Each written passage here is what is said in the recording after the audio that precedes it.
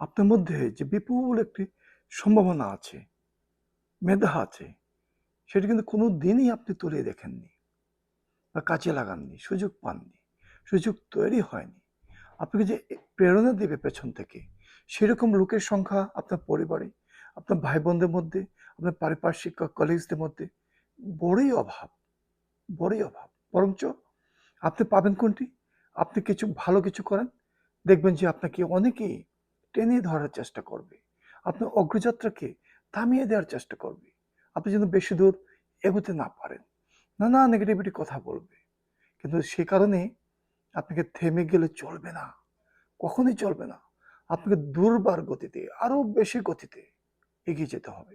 আপনি যখনই দেখবেন যে অনেক মানুষ আপনার বিরুদ্ধে কথা বলছে, নেগেটিভিটি করছে, আপনার বিরুদ্ধে সমালোচনা করছে, ফিসফিস করছে, আপনি তখনই ধরে নেবেন আপনি অত্যন্ত সঠিক পথে আছেন। গাড়ি, বাড়ি, টাকা, bank balance is not enough in life. এটি জীবনের সবকিছু নয়, এছাড়াও জীবন আছে। আপনি পৃথিবীটা ঘুরে দেখেন, জানেন, বুঝেন, শেখেন। আপনার মধ্যে অপূরণীয় অপূরণীয় বিশাল সম্ভাবনা দেওয়া আছে, সেটাকে কাজে লাগান।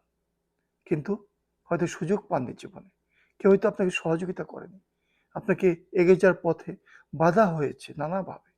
বিভিন্নভাবে দেখবেন আপনি, বিভিন্ন মানুষ, আপনার কাছের মানুষরাই আপনার প্রতিপক্ষ হয়ে দাঁড়াতে পারে। কাজেই আপনাকে থেমে গেলে চলবে না। জীবনের অধিকাংশ সময় যদি মানুষ ঘুমিয়ে কাটিয়ে দেয়, তাহলে কিন্তু সেটা মোটেও ভালো কিছু নয়।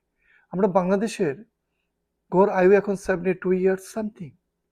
72 বছর বয়সে যদি আমরা হিসাব ধরে কেউ যদি দৈনিক 8 ঘন্টা ধরে ঘুমায়, তাহলে 24 বছরের বেশি সময় তাকে ঘুমিয়ে কাটাতে হয়। বিশাল একটি সময় অপচয়। এত না ঘুমিয়ে আপনার যে সম্ভাবনা, আপনার যে মেধা, অবশ্যই আপনি মেধাবী একজন মানুষ, নিঃসন্দেহে। কারণ আপনার মতো দ্বিতীয় কোনো মানুষকে এই পর্যায়ে তৈরি করা হয়নি, এরকম মেধা দিয়ে তৈরি করা হয়নি, এরকম জ্ঞান, বুদ্ধি, এরকম সাহস, এরকম প্রাচুর্য দিয়ে তৈরি করা হয়নি।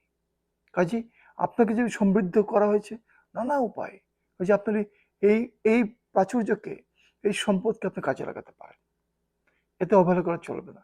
না ঘুমিয়ে আপনি দীর্ঘ সময় যদি কাজ করি আমরা সমাজের জন্য, পরিবারের জন্য এবং আপনার সন্তানের জন্য, অনেক কিছু করা সম্ভব। কিন্তু নিঃসন্দেহে আমরা সেদিকে যদি মনোযোগী হই, তাহলে আমাদের মধ্য দিয়ে আমাদের আরেকটি জেনারেশন, আরেকটি প্রজন্ম নিঃসন্দেহে উপকৃত হবে।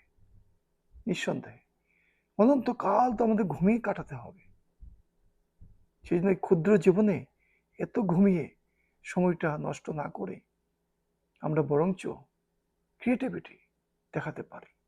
নিঃসন্দেহে নিঃসন্দেহে আপনি নিজে অনেক বেশি ক্রিয়েটিভ, নিঃসন্দেহে। একবার চিন্তা করুন এবং নিজেকে জাগিয়ে তুলুন, জাস্ট জাগিয়ে তুলুন। ইয়েস।